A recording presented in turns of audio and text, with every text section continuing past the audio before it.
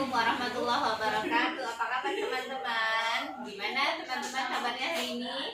Mudah-mudahan sehat semua ya. Hari ini hari Rabu kita lanjut materi yang kemarin. Materi hari ini kita tentang adab batuk dan bersin. Tapi sebelumnya kita baca Bismillahirrahmanirrahim. Mudah-mudahan ilmu yang hari ini guru bagikan bermanfaat bagi teman-teman semua. Adapun ada batuk dan bersin, yaitu satu, teman-teman jangan batuk dan bersin sembarangan.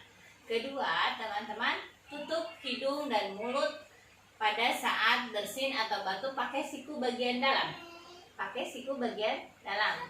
Gunakan tisu saat batuk, lalu tisu langsung dibuang, tidak boleh dipakai lagi. Teman-teman buang. Jangan lupa teman-teman ketika bersin teman-teman harus berdoa. Gimana teman-teman berdoanya? Ada yang sudah bisa? Enggak.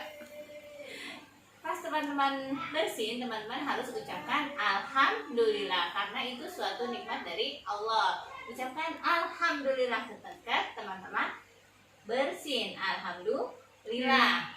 Nah, bagi teman yang mendengarkan, ketika temannya bersin, teman-teman harus mengucapkan Yarhamukallah. Apa teman-teman? Yarhamukallah. Dan bagi kita yang sudah didoakan temannya, kita harus balik mendoakan dong, yaitu Yahdikumullah. Apa teman-teman? Yahdikumullah. Semoga teman-teman bisa mengamalkan di setiap kejadian ada teman yang batuk atau bersin. Semoga bermanfaat. Wassalamualaikum warahmatullahi wabarakatuh.